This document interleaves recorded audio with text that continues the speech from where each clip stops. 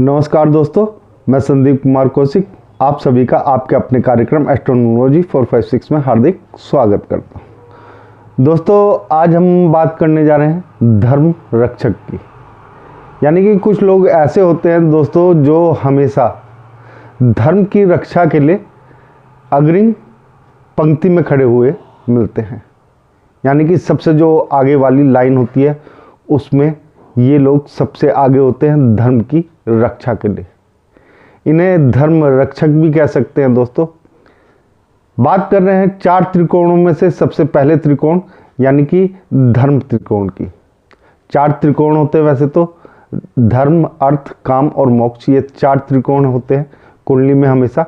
लेकिन आज जो हम बात करने जा रहे हैं धर्म रक्षकों की बात करने जा रहे हैं, जो हमेशा धर्म के लिए अपने आप को न्योछावर कर देते हैं।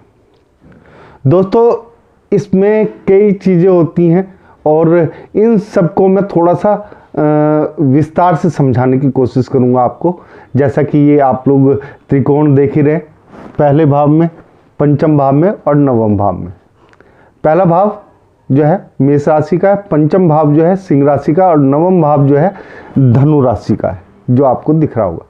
दोस्तों, ये तीनों जो है, ठीक है, ये तीनों ही धर्म रक्षक में गिने जाते हैं। यानी कि जब भी कोई धर्म के लिए आवाज़ उठाते हैं तो अधिकतर इन राशियों के लोग ही आप लोगों को सबसे आगे मिलेंगे।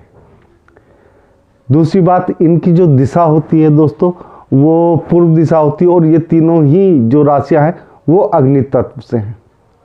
पहली राशि जो है मेष राशि, वो मंगल इनके स्वामी हैं और पांचवें जो नंबर है यानी 5वां भाव सिंह राशि, उसके स्वामी सूर्य हैं। और तीसरा जो है नवम भाव यानी भाग्य भाव, इसके स्वामी जो है आपके गुरु हैं, गुरु बृहस्पति। तो इस प्रकार से ये तीनों जो है एक तरीके से एक दूसरे से जुड़े हुए हैं।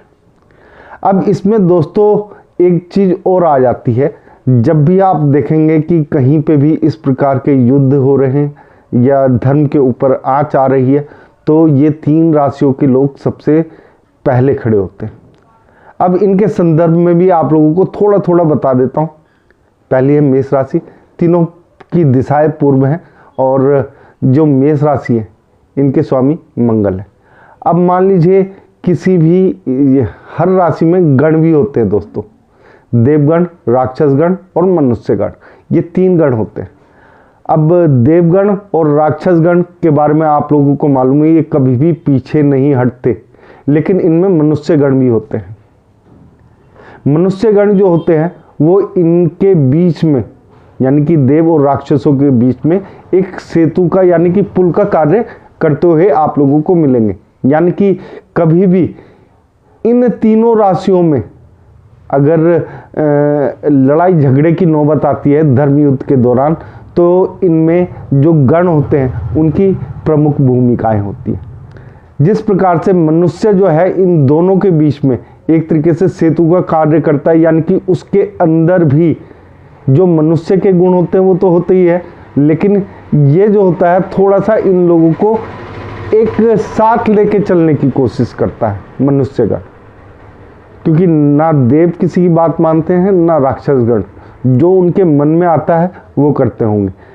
और आप लोगों ने देखा भी होगा अपनी आम जिंदगी में, जिन भी व्यक्तियों के यानी कि राक्षस या राक्षसगण है या देवगण है, वो व्यक्ति थोड़े से उग्र होते हैं और व्यक्तियों के मुकाबले।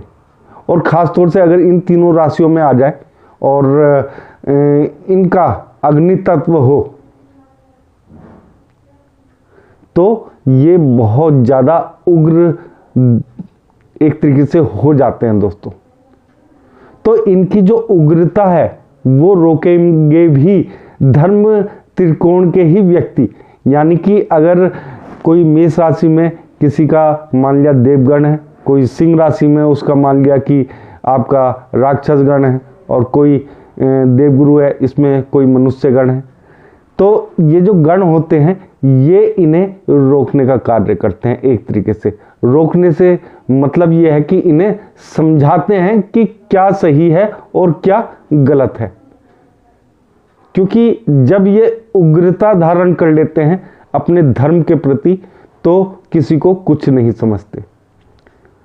जो जितने भी युद्ध हुए हैं आज तक दोस्तों, उसमें देवता, राक्षस, मनुष्य तीनों ही गण शामिल हुए, लेकिन जब भी इन तीनों के बीच में आपसी तालमेल की बात आती है तो वहाँ पे मनुष्य गण का सबसे बड़ा अहम योगदान रहता है। दोस्तों, ये तीनों ही राशियां ऐसी हैं जो धर्म के लिए अपने आप को समर्पित कर देती हैं। धर्म युद्ध में इनसे पहले उतरने वाला कोई भी व्यक्ति नहीं होता। हालांकि और राशियों में भी देवगण, राक्षसगण ये सब होते हैं और मनुष्यगण भी होते हैं, लेकिन धर्म की रक्षा के लिए अधिकतर लगभग 95% तक ये लोग जो है खड़े होते हैं। यानी कि कभी भी धर्म के ऊपर आंच आएगी तो ये धर्म के रक्षक बन जाएंगे।